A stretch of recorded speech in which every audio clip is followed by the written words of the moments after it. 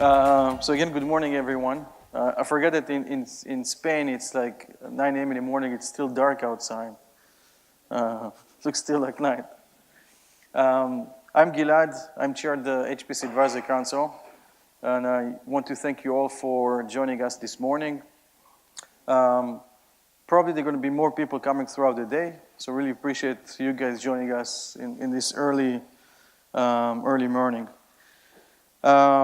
We're happy to host, together with BSC, the 6th annual Spain conference. And I think every year we kind of move to a different city in Spain. So it's a great opportunity for us to visit more areas in Spain and get more of different Spain dishes in different places in Spain. Before we start, I want to thank the sponsors that helps to provide the content and help us to organize the workshop that we're doing every year in Spain. I also want to thank Dan Olds, and he's have two roles, I think, in today's workshop. The first role is going to videotape all the sessions, and then he's going to post them on the website, so it's going to be available for people to watch afterwards.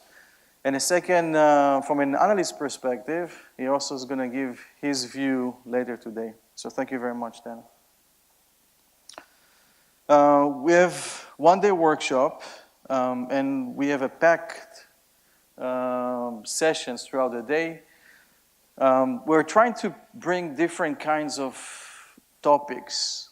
So covering element from middlewares and software frameworks for HPC and AI or machine learning, to talk about the network part, to talk about containers, to talk about storage, usage models, interesting ways to use GPUs as a service, and so forth. So we try to bring a broad range of topics today. There are 3 breaks throughout the day. Sydney in the back, she's going to chair most of the day. And she try to make sure that all the sessions are on time. And if you have questions that are beyond us keeping the schedule, please do utilize the breaks to talk with the speakers. If you are speaking and you're here in the room already, either you use your laptop or in a better way, you use the laptop here. And if you use the laptop here, please make sure that Sydney has your slides, so we are ready before your session. The goals of the workshop, and those are the same goals of the workshop that the HPC Advisory Council is doing throughout the year. It's education, it's training, it talks about new solutions, talk about futures of HPC and other things. We do encourage live discussion as much as possible. So if you have questions, don't hesitate, just raise your hands, and you can do it throughout the presentation itself. As I mentioned, we also want to keep track on time, so we'll do the best around that. We do have a raffle that we'll draw. I think there's like 2 raffles that we draw at the end of the day. So for the people that are going to stay throughout the day, there should be a fishbowl or something outside, maybe. Okay, we're working on it, that you can put your name tag in that fishbowl, and at the end of the day, we'll do a raffle for 2 interesting prizes. A few words about the HPC Advisory Council. It's an organization that aims to drive HPC outreach and usage. We're doing multiple activities throughout the year. One of the activities is, of course, during the workshops. And I think we're doing 6 or 7 workshops in different countries throughout the year. That's one thing. The second thing is that we do explore and host a system center that brings all the latest technologies into it. So if it's the latest CPUs from Intel or AMD or ARM or Power, different storage, different networking aspects, and other elements. And that centers provide free of charge access to the computing elements. So people that want to benchmark, design, test can get free access to the center and utilize the system that exists there. Today we have around 420, 430 different members in the organization. One of my tasks is to put all of the logos on one slide. We got really packed when it was 4:3 ratio, but it's moving to 69. There is more white space. I can continue and fill. Again, I want to welcome you to the day. We couldn't do it, by the way, without the support from BSc. So we started working with BSc 6 years ago to do the first workshop together. And since then, we're doing that in every year. So I definitely want to thank BSc. Without the collaboration, it wouldn't happen. And I do want to invite Rosa Badia from BSc to give a short talk and opening the workshop today. Thank you very much.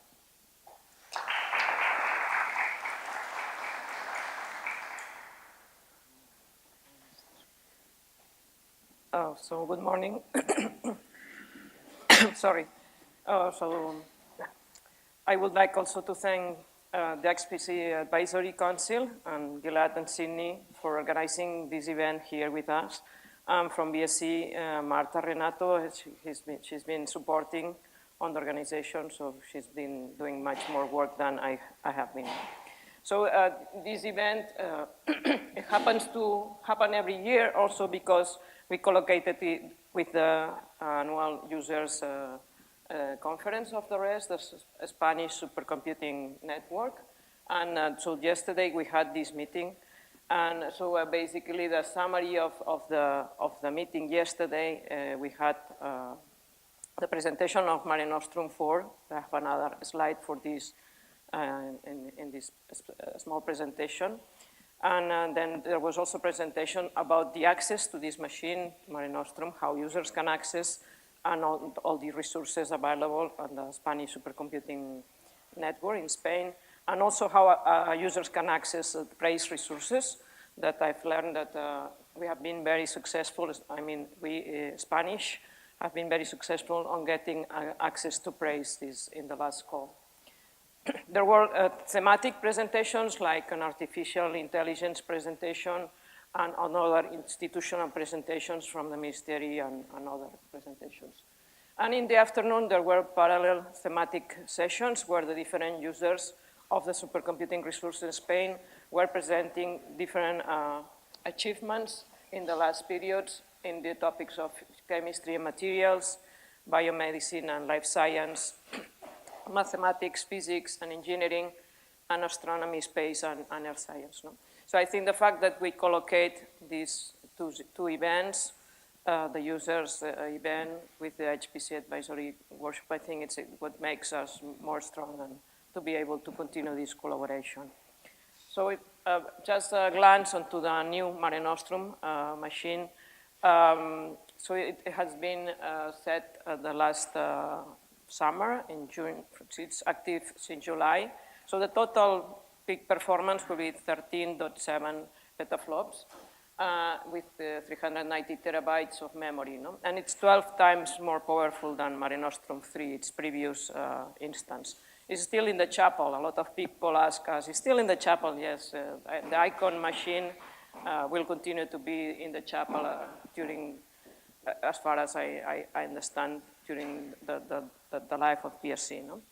And the strategy for this machine has been to have a general purpose machine for most of the machine, like 90%, which give nice access to most of the users that just want to run the application as it is, but having some additional satellite machines with more advanced architectures. So we have 3 additional smaller machines that have half a petaflop and one with 1.5 petaflop with architectures mixing, for example, Xeons and KNLs and KNH. Also a machine with Power 9 and NVIDIA's, and another machine with ARM. So the whole machine will be composed of this large general purpose machine with Xeon Platinum, and also these other additional smaller machines. Some of them, for example, are the same architecture as the Coral machines in the United States. So we will have like a small Sierra in Barcelona. Also, we have extended our storage for up to 14 petabytes on GPFS. And the change also is in the network, and now it's with OmniPath, and the operating system continues to be SUSE. No? It's been listed 13 in the top 500, 30 in Europe, and it's operational since July. And the use is 80% for European users for praise, 16% exclusive for Spanish supercomputing users, and 4% for BSc researchers. And the Mare Nostrum supercomputer is completed with resources that are in Spain on the Spanish supercomputing network. No? And we have all these centers that you can see in the slide that compose the Spanish services for supercomputing in Spain. No? And the whole network is managed like a whole center, so the applications for the Mare Nostrum is not applications for Mare Nostrum, are applications for the REST supercomputer that then, depending on the requirements of the applications, are allocated in one or another resource. So again, I would like to thank Gilad and Sydney for this event, and I would like then to finish here today.